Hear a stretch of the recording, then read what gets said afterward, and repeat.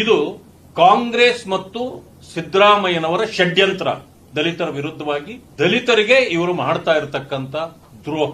ಹೇಗೆ ಅಂತಂದ್ರೆ ಮೊನ್ನೆ ಬೊಮ್ಮಾಯಿಯವರು ಏರಿಕೆ ಮಾಡಿದ್ರು, ನೀವು ಆವಾಗಲೇ ಅದಕ್ಕೆ ಅಪಸ್ವರವನ್ನ ತೆಗೆದ್ರಿ. ಶೆಡ್ಯೂಲ್ 9 ಸೇರಿಸಬೇಕಾಗಿತ್ತು ಅಂತ. ತಾವು ಮಾನ್ಯ ಸಿದ್ದರಾಮಯ್ಯನವರೇ, ನೀವು ಕೂಡ ವಕೀಲರು, ಬೇರೆಯವರನ್ನ ನಾವು ಏನು ಹೇಳೋದು ಬೇಡ, ನೀವೇ ಮುಖ್ಯಮಂತ್ರಿಗಳು. ನಿಮ್ಮ ಪ್ರಾಕ್ಟೀಸ್ ಬರೀ ಸಂಡೇ ಇತ್ತಾ ಬೇರೆ ದಿನಗಳಲ್ಲೂ ಇತ್ತಾ ಅನ್ನೋ ಅಂತ ಒಂದು ಅನುಮಾನ ಬರ್ತಾ ಇದೆ ನನಗೀಗ. ನೀವೇನ್ ಸಂಡೇ ಲಾಯರ್ ಆಗಿದ್ರಾ? ನಾನೊಂದು ಪ್ರಶ್ನೆ ಕೇಳ್ತೇನೆ ನಿಮಗೆ. ಶೆಡ್ಯೂಲ್ 9 ಅನ್ನೋದನ್ನ ಇಲ್ಲಿ ನಾನೊಂದು ಸುಪ್ರೀಂ ಕೋರ್ಟ್ ನ ಒಂದು ಇದನ್ನ ಆದೇಶವನ್ನು ಓದ್ತೇನೆ. The 9th schedule article 31B is subject to judicial review.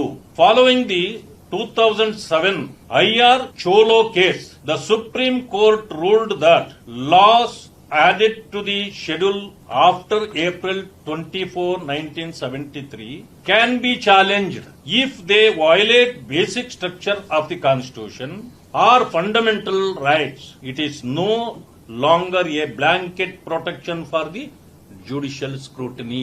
ಅದಕ್ಕೆ ಪ್ರೊಟೆಕ್ಷನ್ ಇಲ್ಲ. ಇದು ಯಾವಾಗ 2007ರಿಂದ ಬಂದಿದೆ. ಅದಾದ್ಮೇಲೆ the 9th schedule continues to be used by states to protect policies such as elevated reservation quotas, but these remain subject to potential judicial invalidation if they violate fundamental principles. Fundamental principle ನ violate ಮಾಡಂಗಿಲ್ಲ ಇದರಲ್ಲಿ, ಇದರ ಪ್ರಕಾರ.